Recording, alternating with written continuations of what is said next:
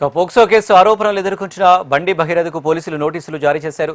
రేపు మధ్యాహ్నం 2 గంటలకు పేట్ బషీరాబాద్ పోలీస్ స్టేషన్లో విచారణకు రావాలని నోటీసులో పేర్కొంది.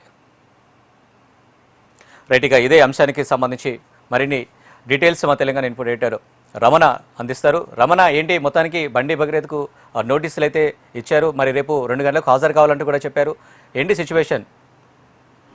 అనిల్, అంటే తెలంగాణ రాజకీయాల్లో ప్రస్తుతం హాట్ టాపిక్ గా మారిన బండి సంజయ్ కుమారుడు బండి భగీరథ్ సంబంధించిన వ్యవహారంలో రేపైతే ఆయన్ని పోస్కో కేసు అయితే ఉందో ఆ కేసులో భాగంగా ప్రత్యేకంగా ఏర్పాటు చేసినటువంటి విచారణ బృందం రేపు విచారణకు హాజరు కావాలంటూ పేట్ బషీరాబాద్ పోలీస్ కి మధ్యాహ్నం 2 గంటలకి విచారణ కోసం అయితే ఆయనకు రావాలంటే నోటీసులు పంపారు.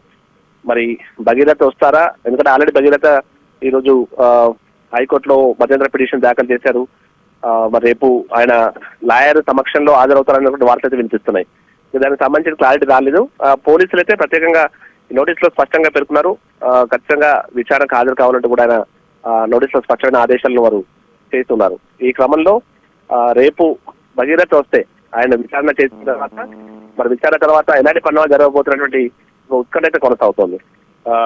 అంటే విచారణ ఒకవైపు ఆల్రెడీ బాధితులకు సంబంధించిన స్టేట్మెంట్ మరోసారి తీసుకోవడం, ఆ తర్వాత ఇంకా ఈ మొత్తం ఈ వ్యవహారంలో ఏం జరిగింది నిజాలు తెలుసుకున్న ప్రయత్నం అయితే ఆల్రెడీ ప్రత్యేకంగా విచారణ బృందం అయితే ఏర్పాటు చేయబడిందో కూకట్పల్లి జోన్ సంబంధించిన డీసీపీ వికరాజ్ గైక్వాడ్ ఆధ్వర్యంలో ఆ విచారణ కొనసాగుతోంది. ఈ క్రమంలోనే భగీరథకు సంబంధించిన స్టేట్మెంట్ కూడా రేపు రికార్డ్ చేసే అవకాశాలు ఉంటాయి. మన న్యాయవాది సమక్షంలోనే విచారణ చేస్తారా, లేదంటే భగీరథ నేరుగా ప్రశ్నిస్తారా చూడాల్సి ఉంది. భగీరథ ఇంతకీ విచారణకు హాజరవుతారనే ఉత్కంఠ కూడా కొనసాగుతుంది. అయితే లీగల్ గా కొంతమందితో మాట్లాడినప్పుడు మాత్రం భగీరథ ఖచ్చితంగా విచారణకు హాజరవుతారన్నటువంటి వార్తలు వినిపిస్తున్నాయి. ఎందుకంటే ఆల్రెడీ చట్టం దృష్టిలో అందరూ సమానులే, చట్టానికి మేము అతిథిగా పనిచేస్తామంటూ కూడా సంజయ్ గాని మిగతా వారు మాట్లాడిన సందర్భాలు మనం చూస్తూ వచ్చాం. సో రేపు ఆయన విచారణకు హాజరవుతారని దాదాపు అంతా భావిస్తున్నారు. ఒక విచారణకు హాజరైతే ఆయన నుంచి పూర్తి స్థాయి సమాచారం ఏదైతే బాధితురాలు ఆరోపిస్తుందో ఆ ఆరోపణలకు సంబంధించి, ఆ కుటుంబం ఆరోపిస్తున్న ఆరోపణలకు సంబంధించి భగీరథ నుండి స్టేట్మెంట్ రికార్డ్ చేసే అవకాశాలు ఉంటాయి. ఇక బాధితురాలు స్టేట్మెంట్ మరోసారి రికార్డ్ చేసే అవకాశాలు ఉన్నాయి. రికార్డ్ చేసిన తర్వాత మీకు వైద్య పరీక్షలు కూడా చేస్తారని చెప్తున్నారు. వైద్య పరీక్షలు కూడా చేసిన తర్వాత ఒకవేళ మొత్తం ఆ బాధితురాల ఆరోపణ నిజమైంది తెలిస్తే మాత్రం అప్పుడు భగీరథకు సంబంధించి అంటే అరెస్ట్ వరకు కూడా వెళ్లే అవకాశం లేకపోలేదు. ప్రస్తుతం దీనికి సంబంధించి చర్చ జరుగుతూ సాగుతోంది. ఆల్రెడీ పిటిషన్ కూడా వేస్తున్నారు.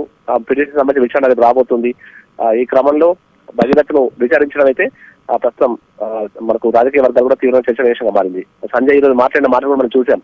అనవసరంగా నన్ను రాజకీయాల్లో కేవలం మనం ఎదుర్కొన్న ధైర్యం లేక ఈ విధంగా తన కుమారుడి పేరు మీద మా మీద బుద్ధి వెళ్లే ప్రయత్నం చేస్తున్నారు, ఒక కుట్ర జరుగుతోందంటూ కూడా ఆయన ఆరోపణలు చేశారు. ఎవరిని వదిలిపెట్టబోనట్టు కూడా ఆయన స్పష్టం చేశారు. తన కుమారుడు ఖచ్చితంగా నిర్దోషిగా బయటపడతారనేటువంటి వ్యాఖ్యలు కూడా చేశారు. ఈ క్రమంలో రేపైతే బండి భగీరథ్ సంబంధించినటువంటి విచారణ కీలకం కాబోతుంది. మరి చూడాలి వచ్చే రోజుల్లో ఎలాంటి పరిణామాలు జరగబోతున్నాయి.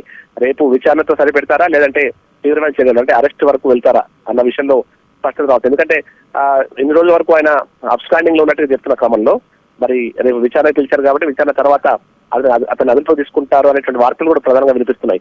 ఇలాంటి పరిస్థితుల్లో మరి పోలీసుల చర్య ఏ విధంగా ఉండబోతున్నటువంటి ఉత్కంఠ తర్వాత వెళ్తుంది. ఎందుకంటే రాజకీయంగా చాలా కను తిరుగుతోంది, పెద్ద ఎత్తున విమర్శలు వ్యక్తం అవుతున్న నేపథ్యంలో ప్రభుత్వం కూడా అంటే విచారణ ఎప్పుడైతే కేసు ఫిర్యాదు అందిన తర్వాత కేసు నమోదు చేయడంలో ఆలస్యం అయింది, ఇలాంటి కొన్ని ఆరోపణలు పెద్ద ఎత్తున వినిపిస్తున్న నేపథ్యంలో ప్రభుత్వం కూడా దిద్దుబాటు చర్యలకు ప్రస్తుతం చేపట్టిన పరిస్థితుల్లో మరి రేపు ఎలాంటి చర్యలు ఉండబోతున్నటువంటి ఉత్కంఠ అయితే తర్వాత వెళ్తుంది. రేపు మరి మధ్యాహ్నం 2 గంటలకి భగీరథ విచారణకు వస్తే ఆ తర్వాత ఎలాంటి పరిణామం జరుగుతున్నట్టు ఉత్కంఠ అయితే తర్వాత వెళ్తుంది అని. Right Ramana, thank you.